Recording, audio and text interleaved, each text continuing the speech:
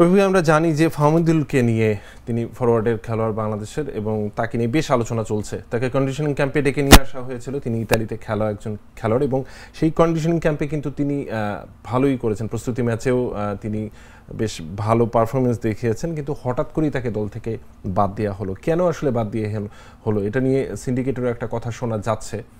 এ বিষয়ে যে ক্রীড়া উপদেষ্টা এবং বাফুফের সভাপতির মধ্যে কথা হয়েছে, সেটাই বা কি হয়েছে কিছু জানাতে পারেন কিনা আমাদেরকে? আসলে একজন প্লেয়ারের বাদ পড়া বা দলে থাকা নিয়ে সে বিষয়টা যখন দেশের ক্রীড়ার অভিভাবক, ক্রীড়া উপদেষ্টা তার কাছে পর্যন্ত যখন যায় এবং সেটার জন্য যিনি যখন ফেডারেশনের সভাপতিকে তলব করেন, তাই বিষয়টা আপনাকে আমরা বুঝতেছি যে কতটা এটা জটিল একটা বিষয়। কারণ এটা নিয়ে প্রচুর, এর আগেও ধরেন ন্যাশনাল টিম এরকম হয়, আপনার টিম 40 জন ডাকে, টিমটা অ্যাকচুয়ালি 23 জনের হবে, তারপরে মাঠে খেলাবেন 11 জনকে, একটা কোচের একটা ব্যাপার আছে।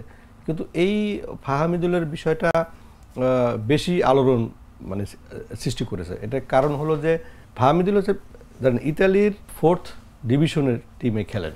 আপনি জানেন যে ইতালির বিশ্ব ফুটবলে ইতালির অবস্থান, এটা নতুন করে কাউকে বলার কিছু নাই। সেই দেশের 4র্থ বিভাগ লিগে এবং সিনিয়র টিমে যদি একজন প্লেয়ার খেলেন, তাহলে তার কোয়ালিটি নিয়ে আসলে প্রশ্ন করার কোনো সুযোগ নেই। এবং সেটা হয়তো সে কারণেই তিনি তাকে ডেকেছিলেন।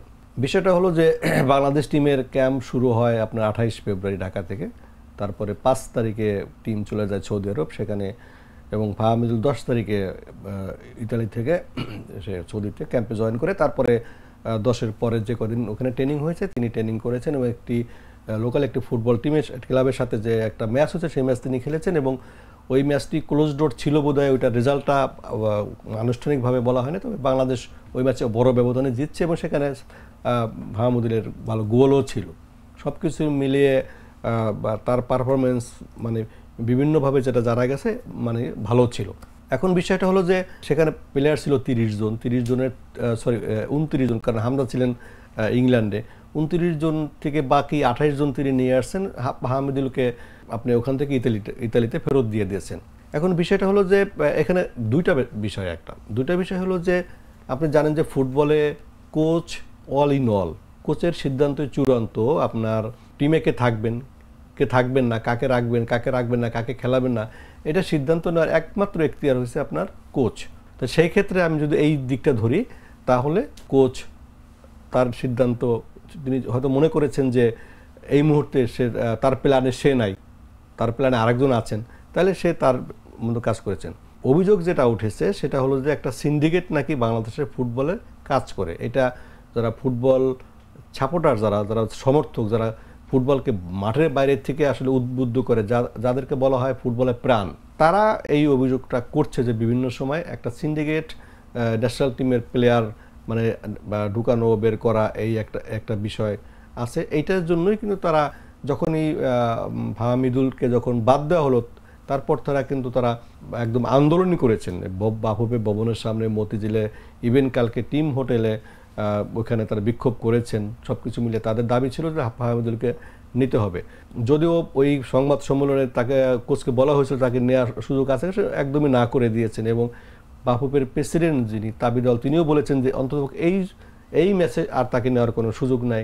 পরবর্তী তিনি ক্রীড়া উপদেষ্টার সাথে দেখা করেছেন, সেখানেও তিনি বলেছেন যে ফাহমিদুল আমাদের সাথেই আছেন, আমাদের টিম প্ল্যানিংই আছে, হয়তো এই ম্যাচের জন্য নেই। তারা আবার আমাদের জুনে সিঙ্গাপুরের সাথে ঢাকায় খেলা আছে, সেই ম্যাচের আগে হয়তো তাকে ডাকতে পারেন। এই জিনিসগুলো বোঝাচ্ছে। এখন বিষয়টা হলো যে সন্দেহটা কখন তৈরি হয়? সন্দেহটা হয় কিছুটা রেফারেন্সের ভিত্তিতে, কিছুটা অতীতের কিছু কার্যকলাপের ভিত্তিতে। কারণ আমার ক্যাবরেরা কিন্তু এই কিছু সিদ্ধান্ত আগেও যেমন নিয়েছেন এবং এখন নিয়েছেন, সেই সিদ্ধান্তগুলো আসলে কোনোভাবে অনেকের পছন্দ না হওয়ারই কথা।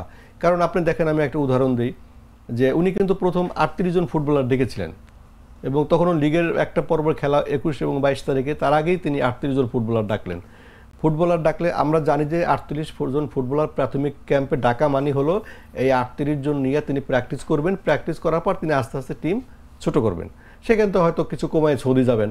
উনি করলেন কি, কোনো প্র্যাকটিস হলো না, আবার 30 জন ডাকলেন, 8 জন বাদ দিলেন। এখন প্রশ্ন হলো যে আপনি যে 8 জন বাদ দিলেন কিসের ভিত্তিতে বাদ দিলেন, মানে তার কি দেখলেন আপনি, মানে তাকে আপনি ডাকলেন কেন? তো এই যে তখন একটা বিতর্কের জন্ম তিনি দিয়েছেন, অনুশীলন না দেখেই 8 জনকে বাদ। এখন একটা ছেলে প্রথমবারের মতো ধরেন 38 জনের চান্স পেয়েছে তার জীবনে ন্যাশনাল টিমের, তার একটা অন্যরকম মানে মেন্টাল প্রিপারেশন আছে, আমি ক্যাম্প করব, আমি চেষ্টা করব 30 জনে থাকতে, তারপর চেষ্টা করব 23 জনে থাকতে, তারপর চেষ্টা করব মানে 11-এ থাকতে। কিন্তু ওই ছেলেটা যখন শুনলো যে সে নাই, তারা দেখলোই না, তাহলে আপনি তাকে নিলেন কেন, তাকে বাদ দিলেন কেন? ফাহমিদুলের ক্ষেত্রেটাও তাই। ফাহমিদুলের যতটুকু আমরা বিভিন্নভাবে তার পারফরমেন্স সম্পর্কে জেনেছি, ফাহমিদুলের এই আমাদের যে টিমটা ধরেন যে 24 জন প্লেয়ার নিয়ে ভারত যাওয়া আছে, এখানে অনেক প্লেয়ার আছে ফাহমিদুলের চাইতে কম যোগ্যতা সম্পন্ন, এটা আমি একদমই পরিষ্কার বলে দিতে পারি। তো সেই ক্ষেত্রে আপনি একটা ছেলেকে আনলেন, আপনি 7 দিন ওখানে ট্রেনিং, 1 সপ্তাহ ট্রেনিং করলেন, আচ্ছা ঠিক আছে, আপনি দেখতে পারতেন, তাই না? এটা দেখা উচিত ছিল ঢাকায়। বা আপনি যদি একজন প্লেয়ার, আপনি তো 24 জন নিয়ে আপনি গেছেন, বেশি একজন নিয়ে, তাহলে তাকেই নিয়ে যেতেন। কথা হলো যে উনি হয়তো বলেছেন যে কালকে তিনি সেখানে 7 দিন প্র্যাকটিস করেছে, এটা তার জন্য ভালো হয়েছে, ভালো অবশ্যই হয়েছে, কিন্তু আপনি আইনগতভাবে বলেন যে আমি যাকে নেব সেইটা রাইট, এইটা ঠিক আছে। কিন্তু আপনি যদি এই উল্টা পাল্টা সিদ্ধান্ত নেন, আপনি মনে করেন টিম আসছে, আপনি টিম দেন না, কালকে প্রেসিডেন্ট প্রকাশ্যে বললেন যে 23 জনের টিম হয়ে গেছে, এটা আমরা প্রেস লিস্ট দিয়ে দেবো, সেই টিম কালকে দেওয়া নেয়, সকাল প্লেনে ওঠার সময় আপনি টিম দেন, মানে এই যে জিনিসগুলো কোচের এই কিছু কাজের ক্ষেত্রে একটা সন্দেহ তৈরি হয়েছে।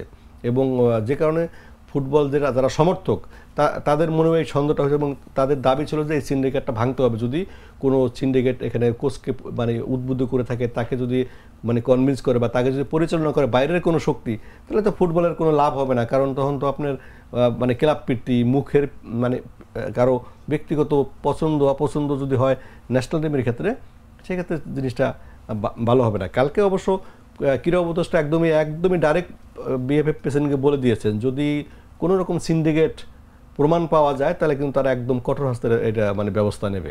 এবং আমি মনে করি এটা নেওয়া উচিত। এবং বিএফএফ প্রেসিডেন্ট যে বলে আসছেন যে এখানে কোনো সুযোগ নাই, আমি মনে করব যে ফুটবল ফেডারেশনেরও এই ব্যাপারটাকে আরও সতর্কতার সাথে হ্যান্ডেল করা উচিত, যে আসলে ফুটবল জাতীয় দলে প্লেয়ার নেওয়ার ক্ষেত্রে কোনো সিন্ডিকেট বা আছে কিনা সেটা কিন্তু একদমই ক্লিয়ার করা উচিত আমাদের। কারণ আমাদের আগে টিম বড়, আগে রেজাল্ট আমাদের বড়, আগে দেশ বড়, এখানে সিন্ডিকেট আমার কোন ক্লাবের প্লেয়ার খেললো বা কার ভাই খেললো এটা কিন্তু আসলে দেখার কোনো মানে সুযোগ নাই।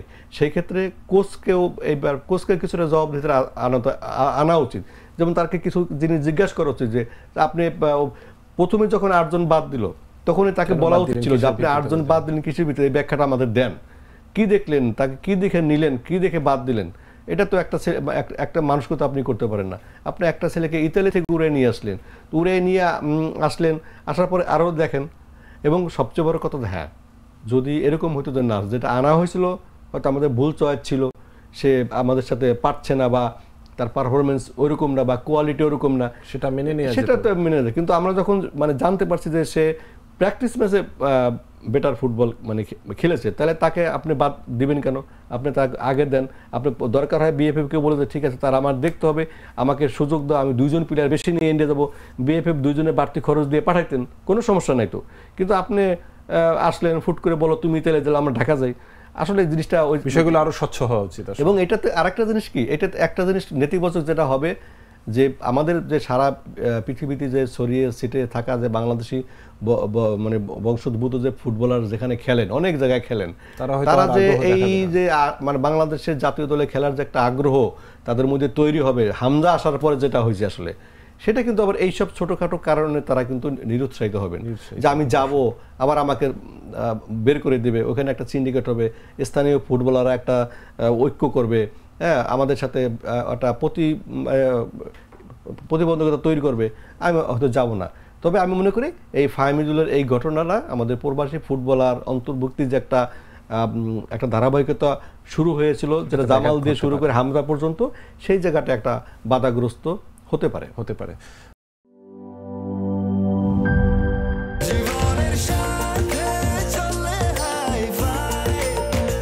স্বাস্থ্যকর অল টাইম ফ্যামিলি কেক, সব সময় অল টাইম হেলদি লাইফ।